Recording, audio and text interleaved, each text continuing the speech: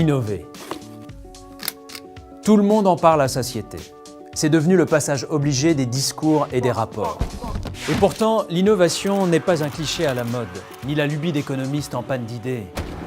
L'innovation est l'une des clés essentielles de l'avenir de notre pays. Parce que l'innovation est le moteur de la croissance économique et du progrès social. Parce qu'innover est pour l'entreprise, quelle que soit sa taille, décisif pour rester compétitive dans un monde ouvert. Parce que majoritairement située en milieu de gamme, l'industrie française souffre de la faiblesse de ses marges. Parce que les PMI doivent monter en gamme pour se positionner dans les pays émergents où la croissance est dopée par les besoins d'infrastructures et des populations. Or, les entreprises françaises sont à la traîne. Leurs dépenses de R&D ont décru ces dernières années en même temps que leurs marges, tandis qu'elles augmentaient en Allemagne. Rapportées à la richesse nationale, elles sont inférieures d'un quart à celles des entreprises allemandes et d'un tiers à celles des firmes suédoises. L'innovation n'est pas une idée neuve. Ou plutôt, c'est une idée neuve, mais depuis toujours, de celles qui font avancer le monde et mieux vivre les hommes. C'est elle qui apportera les solutions pour répondre aux grands défis à venir de l'humanité et de ses 9,6 milliards d'habitants à horizon 2050. L'environnement, l'alimentation, l'eau, l'énergie, la santé. L'innovation ne doit pas être la chasse gardée des ingénieurs. Elle ne se cultive pas en chambre, en solitaire.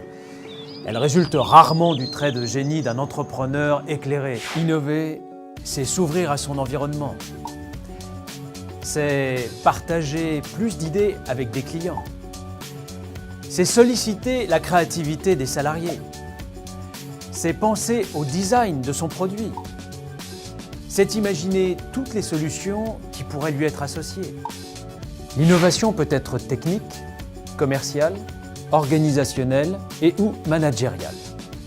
Elle peut consister à mettre au point un nouveau produit, mais aussi à adapter un produit existant à de nouveaux usages, de nouveaux besoins. Elle peut s'atteler à améliorer un processus industriel ou une organisation managériale pour les rendre plus performants. L'innovation, c'est avant tout un état d'esprit. Savoir observer, écouter, savoir se remettre en question, se réinventer sans cesse pour chercher à faire mieux, toujours mieux dans un monde chaque jour inédit.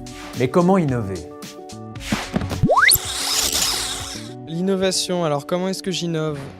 Déjà, j'essaye de ne pas céder à la monotonie. J'essaie de prendre les bonnes idées en fait, qu'il y a à droite à gauche autour de moi. Et voir sur internet les magazines pour voir ce qui se fait dans le monde.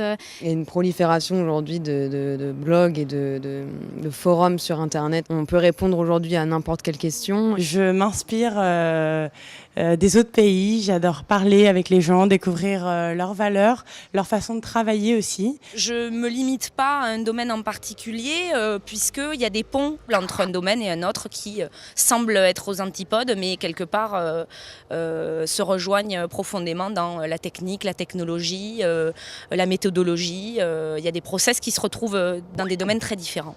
Il faut dormir. T'écrases un peu, tu dors un peu et les idées viennent. Les bonnes innovations viennent comme ça, avec le sommeil. La réponse n'est pas simple. De quelle façon ? À qui s'adresser ?